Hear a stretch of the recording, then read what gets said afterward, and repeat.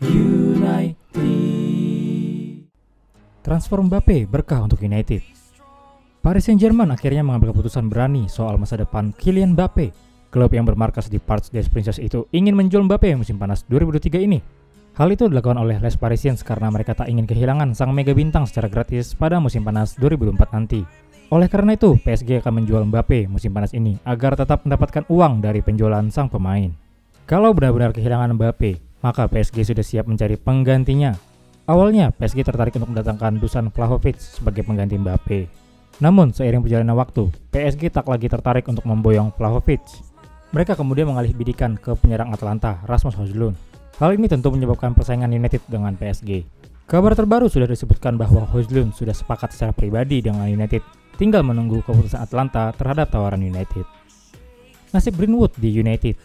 Erik ten Hag menegaskan keputusan tentang masa depan Mason Greenwood akan dibuat oleh klub, tetapi dia telah mengatakan apa yang diinginkan terjadi dengan penyerang yang diskors ini. Greenwood tidak bermain untuk United sejak Januari 2022 lalu setelah ditangkap karena dicurigai melakukan pemerkosaan dan penyerangan sebelum dia ditangkap lebih lanjut karena dicurigai melakukan pelecehan seksual dan ancaman pembunuhan.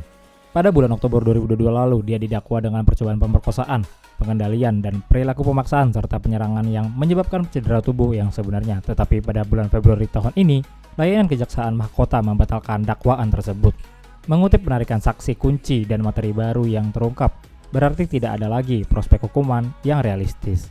United sejak itu meluncurkan penyelidikan internal mereka sendiri atas masalah ini, tetapi keputusan tentang apa yang akan terjadi dengan Greenwood belum dibuat. Dengan pemain berusia 21 tahun itu masih diskors dan absen dari pelatihan.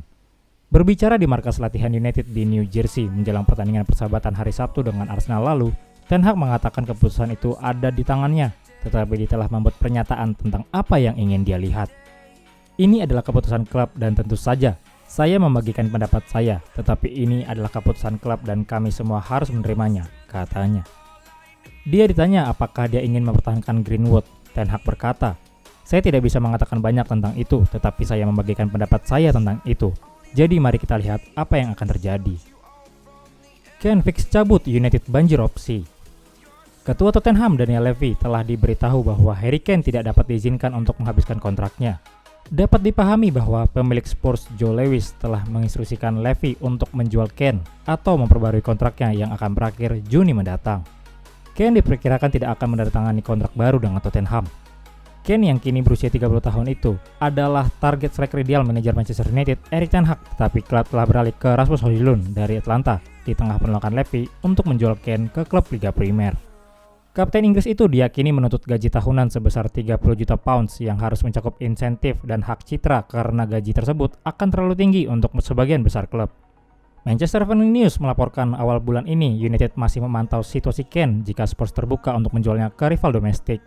Bayern Munchen adalah satu-satunya klub yang mengajukan tawaran untuk Kane, tetapi tawaran 60 juta pounds mereka ditolak.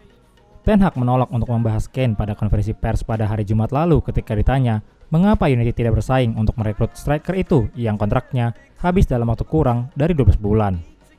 United telah menginvestasikan 100 juta pounds untuk mengontrak Mason Mount dan Andre Onana, tetapi mereka saat ini kekurangan striker karena Anthony Martial masih belum pulih dari cedera hamstring. Manchester Evening News juga mengungkapkan pada bulan Maret lalu, United telah memilih Højlund dan Muani karena mereka mengantisipasi masalah dengan kemungkinan mengejar Kane. Ten Hag juga pengagum penyerang Ajax Mohamed Kudus. Di seluruh Man United banyak orang, kami melakukan segala daya kami untuk mendapatkan orang yang tepat, kata Ten Hag. Pasar transfer, Anda tahu, tapi kami tahu target kami dan kami melakukan semua yang kami bisa. Kami melakukan segala upaya untuk menyelesaikan ini karena ini adalah area yang perlu kami tingkatkan. Striker baru United sudah ada. Kesempatan untuk mencoba ide-ide baru tanpa takut akan konsekuensi berbahaya jika gagal dapat memberikan manfaat besar bagi klub saat mereka mempersiapkan diri untuk musim penuh. Ini merupakan awal yang kuat untuk pramusim bagi Manchester United. Sebuah skuad yang sebagian besar terdiri dari pemain cadangan memulai musim panas dengan kemenangan atas Leeds dan Lyon dan bintang-bintang senior tidak mengecewakan suasana saat mereka kembali. Sekarang di Amerika Serikat untuk tur pramusim mereka, tim Erik ten Hag mengalahkan Arsenal 2-0 di New Jersey pada Sabtu malam lalu.